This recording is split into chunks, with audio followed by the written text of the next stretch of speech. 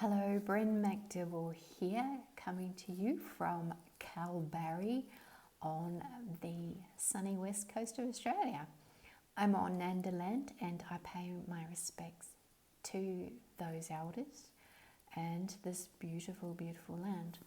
I'm the author of How to Be and The Dog Runner, and as of last week, Across the Risen Sea. This is a brand new book out about an adventure set in a land where the sea has risen, and it's for children aged 9 to 14.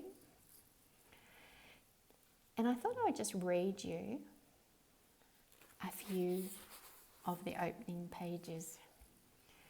It's one of them days when everything is off.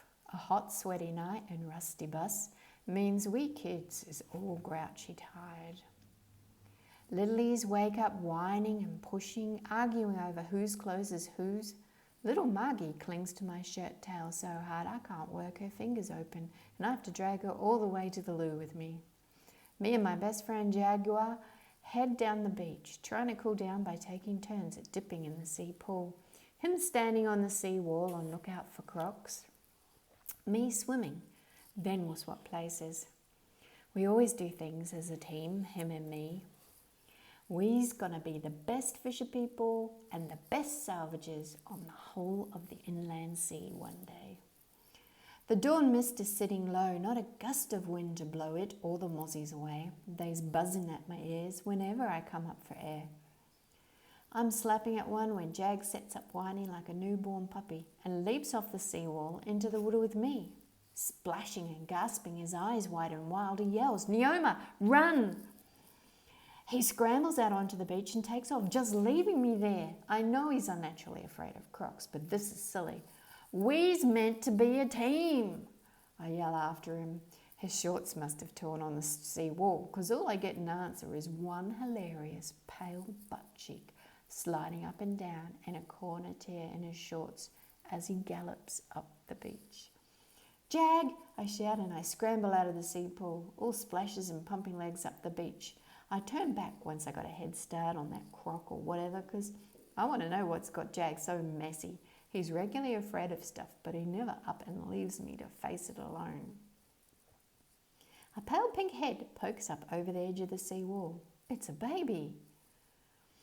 A tiny baby head pulling itself up out of the water onto the seawall made of old car frames and rocks. I head back down to the beach to help it. Who left a baby in the water? Lucky it didn't drown. The baby keeps climbing, revealing more of itself over the rusty metal and rock. It ain't got no hair, and it's unnaturally pink, like it got soaked in hot water. Not cool sea. Then a pair of bright blue eyes is looking at me. There's a tuft of green sea moss stuck on its ear.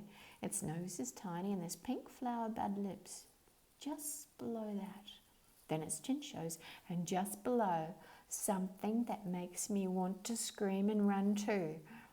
Scuttling crab legs. This baby's got crab legs instead of a body.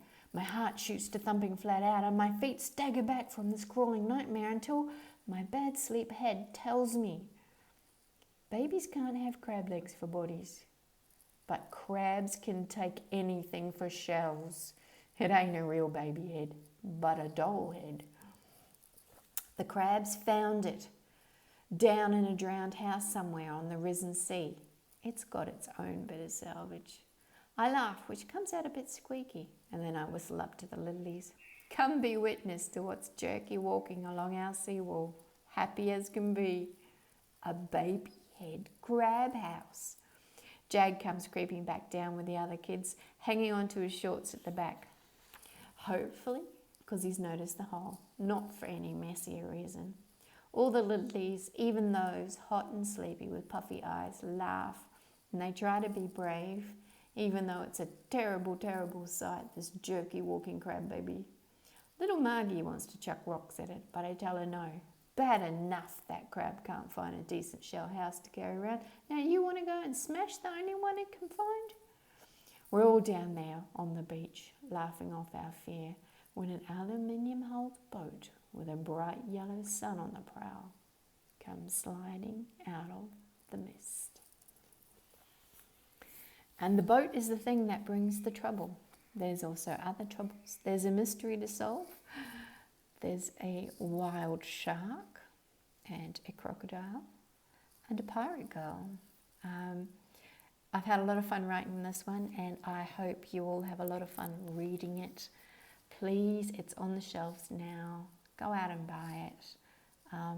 And thank you for listening to my very quick reading.